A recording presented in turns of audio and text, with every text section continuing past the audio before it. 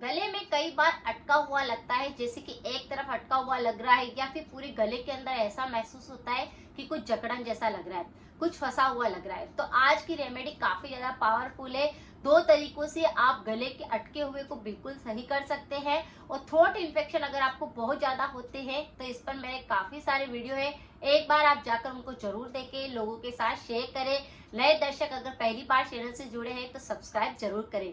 अटका हुआ सा महसूस हो रहा है तो उसके साथ में आपको कुछ ऐसे सिम्टम भी दिखेंगे, जैसे आप पानी नहीं पी पाएंगे, गले के अंदर दर्द महसूस होएगा, निगलने में बहुत ज्यादा दिक्कत महसूस होएगी, ऐसा लगेगा कि कफ बलगम निकल रहा है या फिर ऐसा लगता है कि कुछ जकड़ा हुआ महसूस होता है। तो इन सारे सिम्टम को भी आप इग्नोर ना करें। अगर ये सिम्टम आपको दिख रहे हैं तो ये दोनों रेमेडी आप जरूर अप्लाई करें, जिससे कि आपको काफी आराम मिलेगा।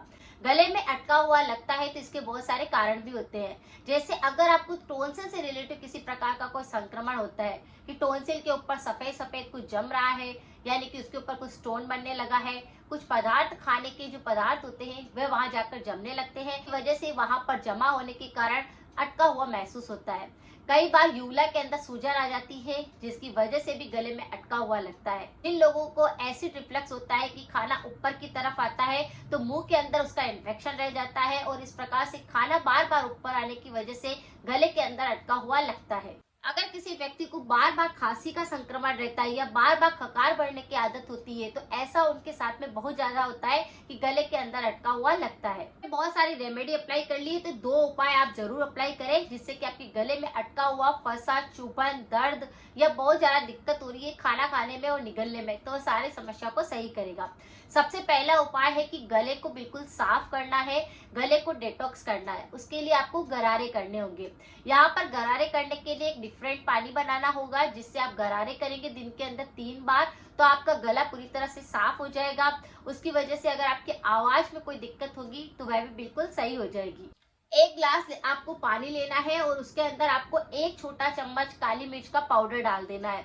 पानी को अच्छे से बॉईल कर लेना है। फिर जब पानी थोड़ा गुनगुना रह जाए तब आप उसे किसी बर्तन के अंदर निकाल लीजिए और उसमें आधा छोटा चम्मच सेंधा नमक ऐड कर दीजिए। फिर पानी को क्या करना है, थोड़ा सा गुनगुना रखना है, जैसे कि ज्यादा गर्म नहीं होना चाहिए। और फिर उस पानी से आपको गरारे करने हैं। यह दिन में 3 बार आपको करना है। जैसे अगर किसी व्यक्ति के टोंसिल से रिलेटेड समस्या होगी तो गरारे करने से जो काली मिर्च का पानी बनाया है उससे गरारे करेंगे तो जो टोंसिल से रिलेटेड समस्या होगी उस पर आराम आ जाएगा।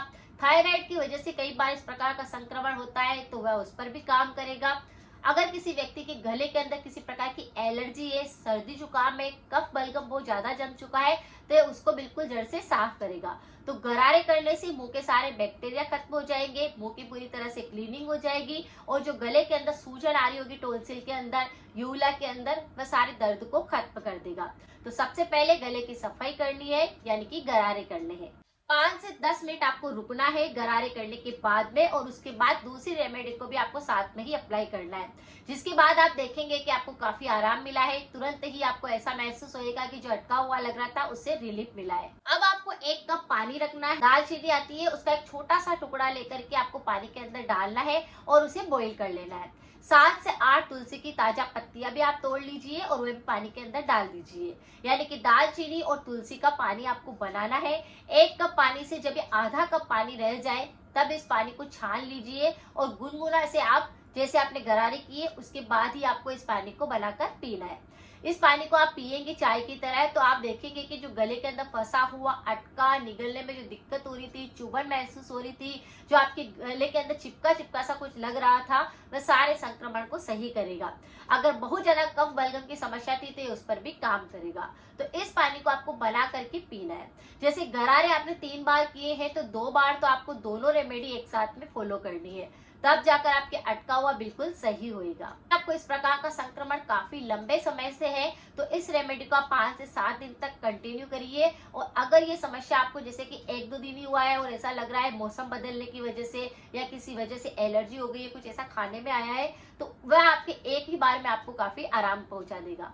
तो इस रेमेडी को आप कर सकते हैं। तुलसी के अंदर काफी ज्यादा एंटीऑक्सीडेंट होते हैं। ये मौसमी अगर किसी प्रकार का अगर आपको वायरल इन्फेक्शन होता है तो उस पर काम करती है। तो तुलसी का प्रयोग यहाँ पर बहुत ज्यादा आपके रामबाण का काम करेगा। और अगर आपके थ्रोट इन्फेक्शन बार बार होते हैं या सफेद टॉन्सिल के ऊपर बहुत जमता है, सर्दी जुकाम भी बहुत होता है, तो तुलसी डालने से वह सब बिल्कुल सही होगा। दालचीनी के अंदर भी काफी सारे विटामिन होते हैं, मैग्नीशियम होता है। ये खांसी पर और अगर आपकी कोल्ड कफ होता है तो उस पर काफी काम करता है। तो दालचीनी का पाउडर या दालचीनी का टुकड़ा डालने से भी आपको जल्दी आराम मिलेगा। जो गले के अंदर बहुत ज्यादा जैसे कि घाव हो गए हैं या दर्द महसूस हो रहा है, टॉन्सिल से रिलेटेड कोई समस्या है, तो दालचीनी उस पर काफी ज्यादा काम करती है।